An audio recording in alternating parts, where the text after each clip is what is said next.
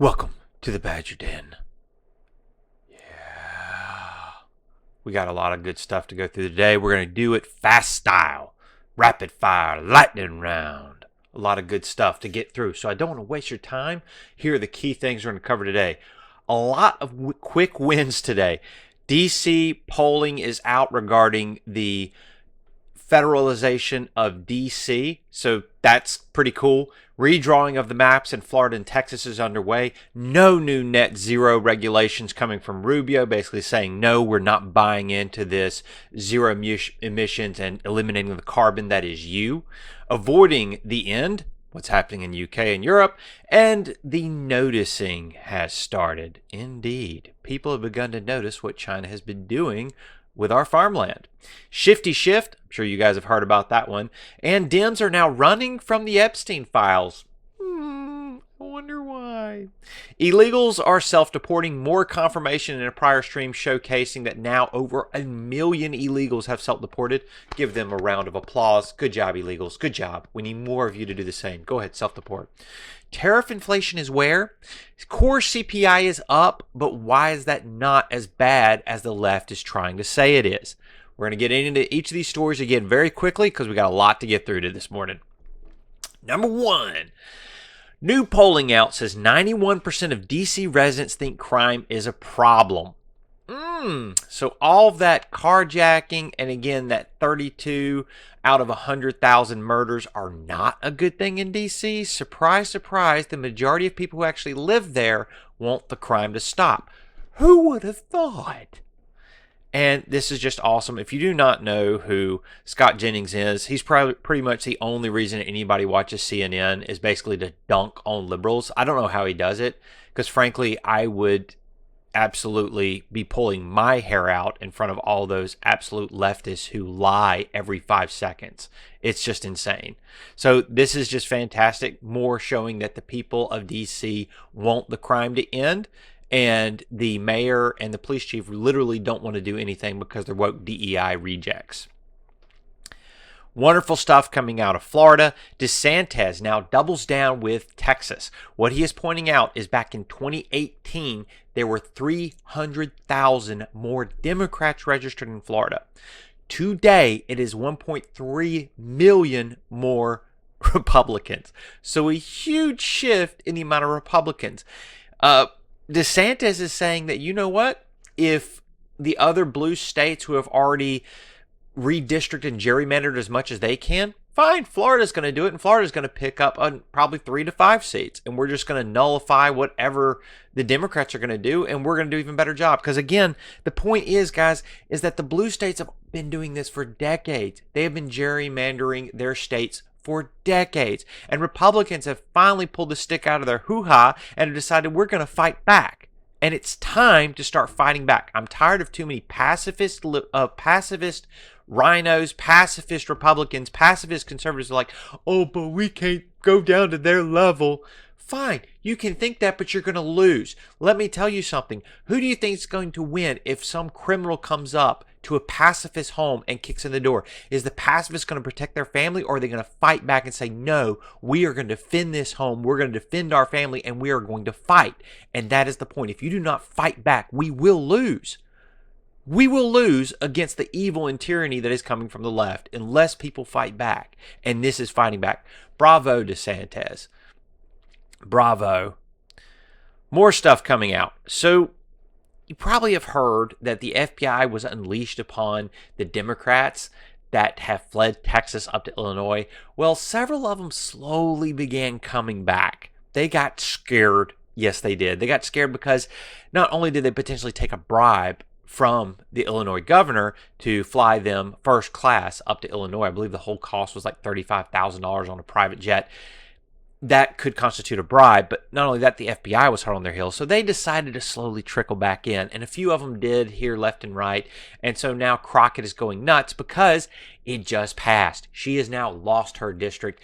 It is gone. We have now picked up probably about 5 red seats for the House, which is fantastic.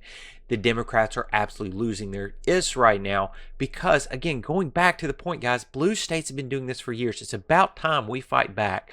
Bravo, Abbott. Bravo, DeSantis. finally some Republicans with backbone. I know, for those that are upset about Abbott, I get it. Maybe he's late to the game and just now waking up, like a lot of people are, that yes, you do have to push back. Yes, you do have to stand up. No, you cannot twiddle your thumbs and just be like everything's going to be okay. No, you have to fight.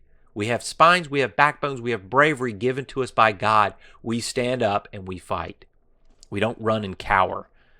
Secretary of State Rubio officially rejects the United Nations climate proposal for net zero.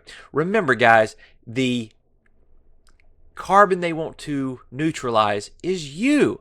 They want you to starve to death. They want to get rid of you. If you go back and you look at some of Gates' latest and greatest hits, they openly state that human population is one of the biggest contributors to the carbon menace. Again, if you understand anything about what's going on with climate change, it's a complete fugazi. It's fake. It's fairy dust. It doesn't exist. Come on, blue hair. Type in the comments. I'll send you a reference to one of my videos where I debunk every one of your points, and then you can fight me. So come on. Let's see what you got.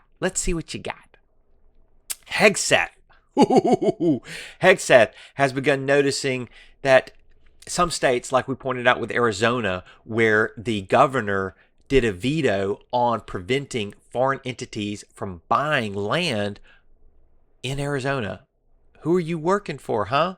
Why are you protecting CCP from buying land in Arizona? So Hegseth, he's like, you know what? We really should do something about this. The blue states aren't going to do anything. We're going to start doing something about it. So Hegseth has now opened up an investigation to all the land around all the military bases, because again, defense sec. So he has opened up an investigation to determine what they're doing, why they're doing it, and he wants to do that on an ongoing basis. And the point is, if they can determine that there's any sort of chicanery, spying, illicit activity going on those sites, they can then roll in and say, sorry, you're being evicted. We're taking this over.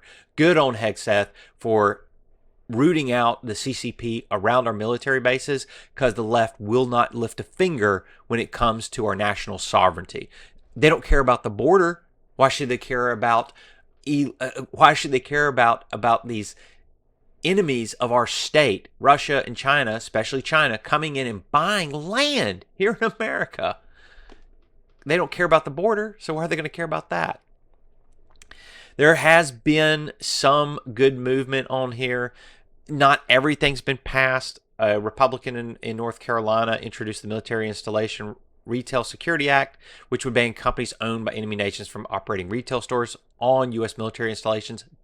Seems like a no-brainer. Tim Scott, for all the left brain stuff he does from time to time that kind of comes out of his mouth, generally does some really good stuff. Protect Our Bases Act, which require Committee on Foreign Investment in the U.S. to annually review and update the facilities and property of the U.S. government determined to be national security sensitive. So basically saying, hey, if any of this land comes up and somebody buys around it, we have to do a thorough investigation as far as who is buying it. That's fantastic. And then North Carolina Senate introduced the North Carolina Farmland and Military Protection Act, prevent a bar on foreign governments from buying land within a 25-mile radius. I think that should be higher, but you know what? At least that's something. And then the House is proposing it to increase it to 75. That's what it should be. For those who are like, oh, you're crazy, there's nothing. This is a map of where China owns bases. Now, these are not to scale, but these are in ratio to the size of the land owned. So you can tell some of these are absolutely ludicrous. You see here in California, they don't care. Utah, they don't care. Arizona, they don't care. North Carolina, what are you doing? Look at Fort Bragg down here, Fort Liberty. Fort Bragg down here, where all this land around their military bases. This is just absolutely insane. No other country would allow this to happen. China wouldn't let it happen. All right, a word of warning. This is what's happening in the UK and in Germany, France, Spain. The dying out of Britain is the dying out of Christianity. Soon Britain will have more practicing Muslims than practicing Christians. Indeed, we have a brewing of a crusade. For those that don't know the Crusades are great. They basically stopped the Muslim invasion of the West. And the Muslim invasion is now happening here, and it needs to stop. Those volt. Before it happens. Adam Schiff has to be sweating right now. So Adam Schiff, for those who, again, are living under a rock, because I'm about a day late on this, got to kind of validate a few things and pull a few things up. But essentially, Adam Schiff, he was the one that directed the release of classified info for Trump. And it was specifically cited he did this with intention of undermining Trump and Trump's campaign. Adam Schiff directed the leaking of classified documents to target President Trump and influence public opinion, according to a whistleblower in newly declassified FBI documents. That's right, these are documents that have been known by the FBI for quite some time. Whistleblower who worked for the Democrats on the House Intelligence Committee told the FBI that Schiff had pushed for the leaking of classified documents in a meeting after Trump's election in 2016. Somebody in the FBI needs to be arrested. According to a summary of the interview obtained by Just the News, Schiff was a major proponent of the discredited narrative that Trump schemed with Russians to get elected in 2016. Who was that again? Oh, yeah, the Obama administration under Hillary Clinton was really masterminding that. What a surprise. Whistleblower claims that Schiff orchestrated a plan to hurt Trump by leaking classified documents, according to the interview. And this is the fantastic part. Interview documents were declassified by Kash Patel. We found it, we declassified it. Now Congress can see how classified info was leaked to shape political narratives and decide if our institutions were weaponized against the American people. Yes, they were. Come on, blue hairs. Make it make sense. And what is the punishment for treason? Man, I'd like to see that bowling ball roll down a hill. All right. It's interesting that the left was going nuts that Trump was playing down the Epstein list, and I don't know what's going on. I think we all want these pedos behind bars. However, fine, there might be bigger things to go on in the world right now, but I think we all want to see these highfalutin, high-class pedophiles be brought to justice. So Pam Bondi has gone and requested a judge to release the grand jury testimony to basically allow more information to come out. I don't understand why they just don't release more, but they're basically, I think, trying to send a signal to the Democrats and the left saying that, look, there's other stuff going on, and we're signaling that if you don't be quiet, we will start releasing stuff. Again, I think Trump's got his thumb on it, and he's using it right now.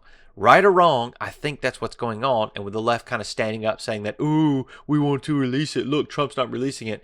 Trump's like, fine, Bondi, go ahead and try to release the grand jury testimony and see who really doesn't want it released.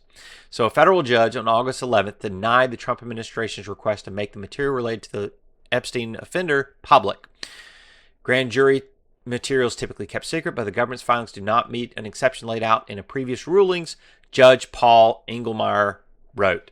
So the judge is basically saying, no, we can't allow this.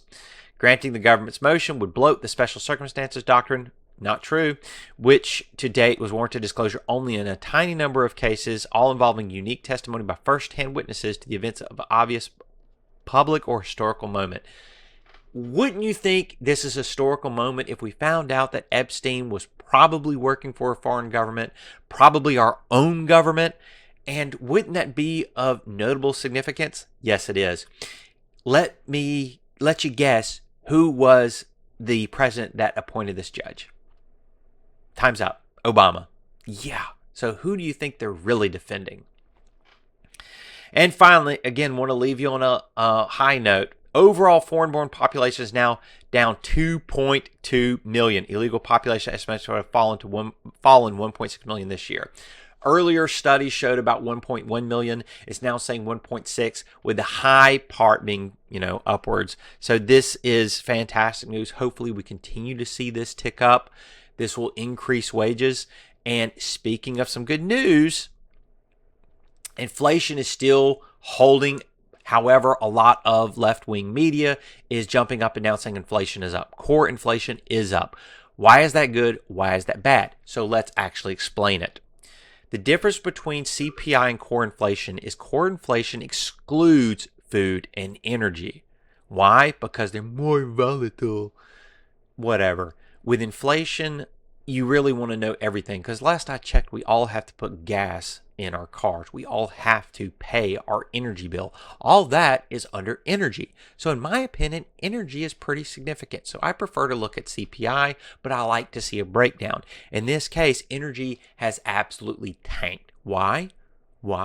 Peace in the Middle East, perhaps? You've got flow going out of the Strait of Hormuz. We've got land being opened up for drilling. So futures markets are down regarding oil. So everybody is aware that with Trump coming online, energy is going to get cheaper and cheaper, which impacts all of our goods that we consume. All goods and services are tied to energy. So if energy is going down, that is a significant player in the future regarding inflation. With the energy going down, we can expect a lot of our other goods and services to at least remain stable, if not deflate a little bit. Praying they deflate a little bit.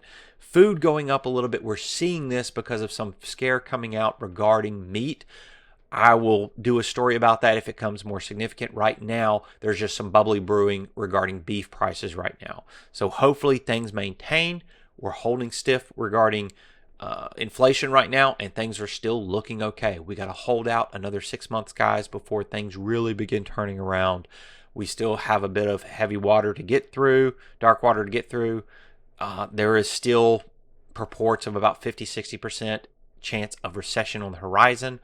I'm still watching that. I don't see any red flags yet, but things again are still shaky. We still have a bit of a slog, but we're going to get through it together. That's it, guys. Mouthy out.